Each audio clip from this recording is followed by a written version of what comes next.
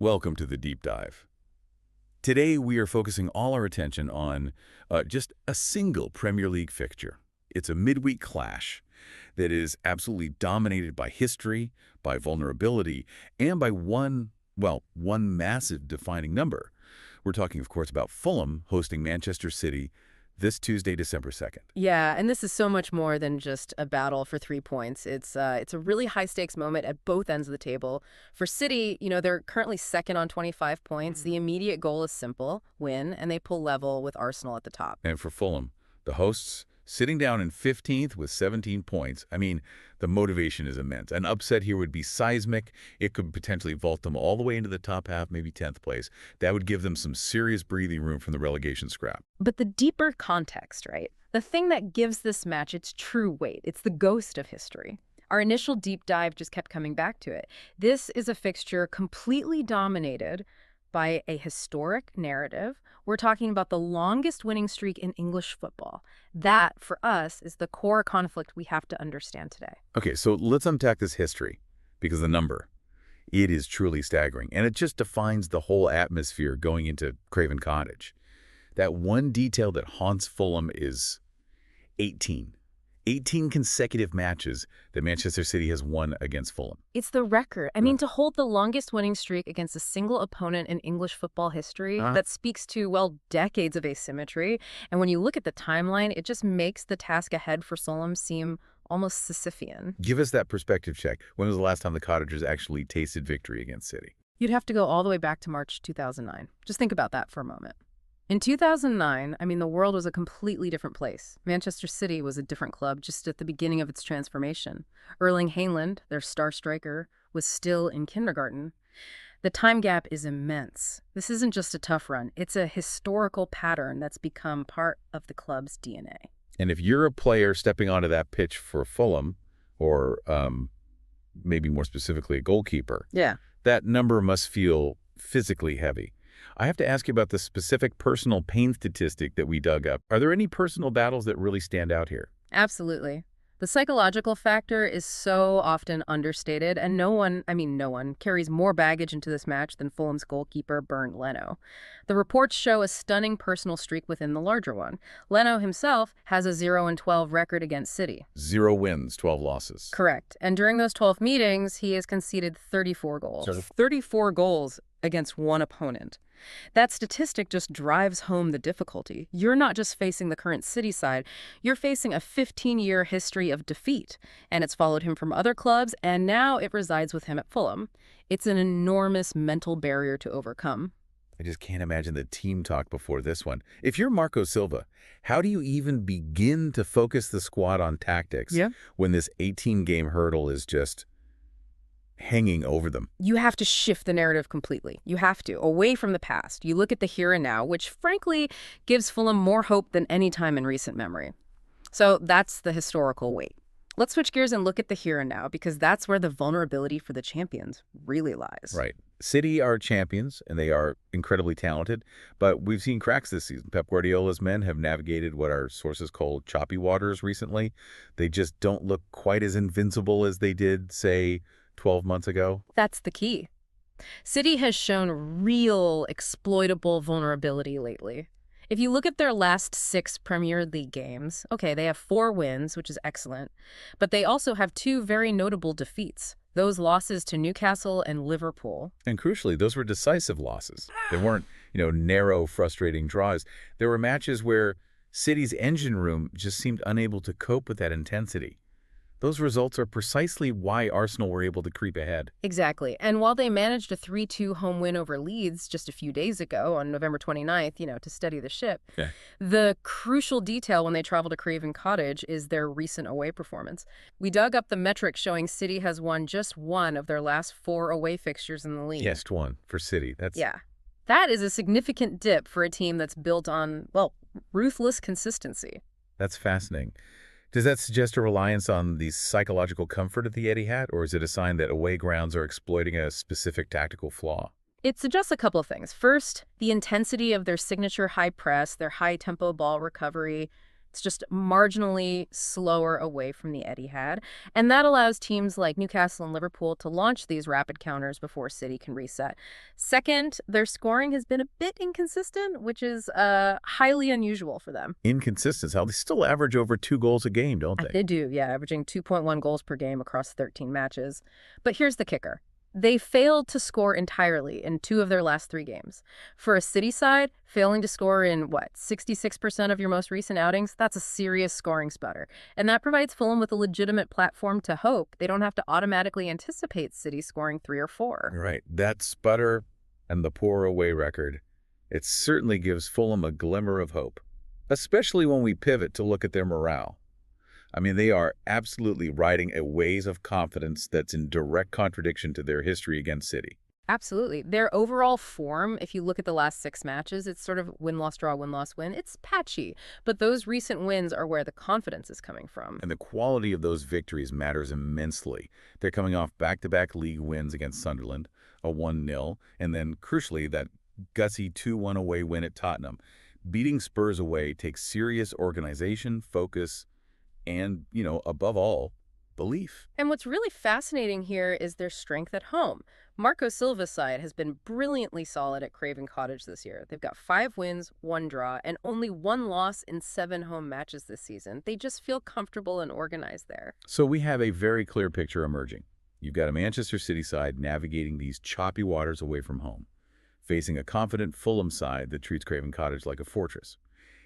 If they're ever going to break an 18-game streak, home turf provides the best setting, and their current form provides the best possible window. It's the perfect storm of confidence meeting vulnerability. Now, let's talk personnel, because even with Fulham's morale boost, City's quality is it's undeniable. However, the champions are suffering some major depth hits, particularly in the engine room, in their midfield. This is where the tactical analysis gets really, really meaty. This is perhaps the most significant functional advantage Fulham has. The reports confirm a major midfield depth hit that really changes Pep's ability to control the game. Rodri is sidelined with a thigh injury until mid-December, and Mateo Kovacic is out with an ankle issue. Add to that John Stones being doubtful, and you have a huge structural problem. That is an enormous blow. Rodri isn't just a holding midfielder, he's the key counterpresser, the defensive organizer who lets everyone else play so high up the pitch. If he and Kovacic are both out, what does that practically mean for City's system against Fulham? It means City is running on fumes in those pivot positions. When City loses the ball, Rodri is the player who just, bang, shuts down the counterattack. Without him, City's backline is exposed to rapid attacks right through the middle, something they are simply not used to. So if they push someone like Bernardo Silva back into a deeper role, they lose attacking creativity. If they start a younger player like Rico Lewis, they lose that experienced organization. It just creates uncertainty where there's usually rock-solid, predictable control. Precisely. And the absence of John Stones, even him just being a doubt, it removes another layer of stability. Stones often steps into the midfield when they're in possession, creating an overload. Without that option, the buildup is it's less dynamic, it's slower, and that could play right into the hands of an organized home defense like Fulham's. Okay, on a slightly positive note for City, Nathan Ake is returning from a knock, which will help the backline. But losing those 2 key central figures changes everything about how they control the game and recover the ball. Yes, but despite all the midfield issues, we cannot ignore the primary, terrifying scoring threat that still looms over Fulham, regardless of who's missing, and that is Erling Haaland. Of course. The goal machine. He's a force of nature. Haaland has 8 league goals this season. And, just to add to the psychological weight for Fulham, he has a fantastic personal record against them. 6 goals in 6 career meetings. He is just inevitable sometimes, and he doesn't need midfield dominance to score a goal. He's the player who can win a game single-handedly, purely through movement and finishing. So even if City's overall play is sluggish because of the midfield absences, a single moment of brilliance from Haaland, especially against a psychologically wounded goalkeeper like Leno, is always on the cards. Shifting over to Fulham's roster, they have their own absences to deal with, so let's make sure we have balance in the deep dive. Antonee Robinson is out with a knee injury. Rodrigo Muniz has a hamstring issue.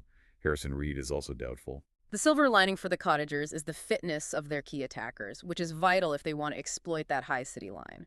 Raul Jimenez, who scored that huge goal against Spurs, is fit to lead the line. That goal against Spurs was fantastic. Showcased his aerial threat, his movement. And Harry Wilson is returning from a knock, which provides crucial width and creativity. His delivery from wide areas and from set pieces, which we're about to discuss, could be the absolute key to the entire match. Fulham has the personnel in place to hurt City if they can bypass that midfield and go direct. So we've established the historical pressure, City's away frailty, and their injury crisis, and Fulham's really strong home form. Now, let's get tactical. What is the specific avenue for an upset? What did our sources define as Fulham's path to finally breaking this streak? The reports all consistently highlight one tactical vulnerability in Manchester City right now, and it's set pieces, specifically corners. If we connect the dots using the numbers to watch, a very clear opportunity emerges for Fulham. Okay, tell us those numbers. City have conceded 7 goals in their last 5 matches, which for them is basically a defensive crisis. Now, here's the crucial detail. 3 of those 7 goals came directly from corners. 3 out of 7. Yeah. That's a massive percentage of recent conceded goals coming from dead ball situations. The organization, the marking, possibly due to the disruption from absences like Rodri or Stones, is just not up to their usual standard. And here's where it gets really interesting, because that specific defensive vulnerability meets one of Fulham's defined numerical strengths. Precisely. Fulham scores 25% of their goals from set pieces. They are highly efficient and aggressive in those moments. You have a team that is excellent at capitalizing on dead ball situations, meeting a City team that has recently shown a measurable specific weakness defending corners. This overlap is the defined numerical and tactical avenue for an upset. Marco Silva absolutely knows this. If the set-piece specialists like Harry Wilson and Andres Pereira can deliver with quality, they have a clear advantage. And we need to look at how Fulham attacks corners. They rely heavily on organized blocking runs, bringing tall center backs forward, targeting that far post area, and against a compromised City defense, Raul Jimenez, who we know is fit, becomes a major aerial threat, as do defenders like Tosin Adarabioyo. So the strategy is clear then.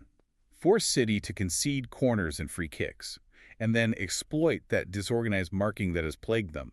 Don't even try to outpass them through midfield. Exactly. Bypass the midfield, go direct, either through rapid counters that draw fouls or simply by earning corners through sustained pressure. It's their best chance to overcome that quality gap. And if history is anything to go by, this match usually delivers goals. We aren't expecting a cagey 0-0 or even a 1-0 here. Our sources point out that over 2.5 goals has landed in 9 of the last 14 meetings between these two sides. Even with City's recent scoring inconsistency, when they face Fulham, the goals just tend to fly.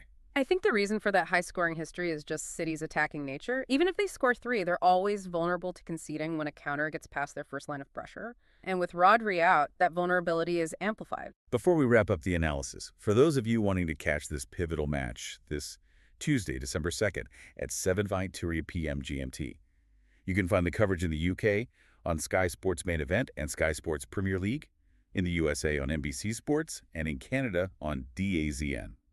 So what does this all mean for you, the listener? You now understand that this match is defined by several key contrasting tensions. On one side, you have the incredible weight of history, that 18-game streak, the longest in English football, and the personal baggage of players like Bernd Leno. But history meets a very present-day reality. On the other side, you have that statistical vulnerability. City is critically missing Rodri and Kovacic. And they have a measurable, clear weakness defending corners, which just happens to be one of Fulham's great strengths, all backed by formidable home form and surging confidence. It's the ultimate psychological and tactical test. Can City's pure quality, embodied by the relentless Erling Haaland, overcome a serious tactical and injury crisis away from home? And can Fulham finally harness their current momentum and tactical edge to overcome 15 years of crushing defeat? It's a phenomenal setup. It is. The question I want to leave you with, building on the weight of this history, is this. When a historical pattern becomes this dominant, what is the tipping point where it stops being just a statistic and becomes a self-fulfilling prophecy for the team on the losing end? And conversely, can Fulham's current run of confidence, which we know is strong, truly be the force that overrides that psychological burden at Craven Cottage this Tuesday? It is going to be a must-watch, high-drama fixture. Thanks for diving deep with us. We'll catch you next time.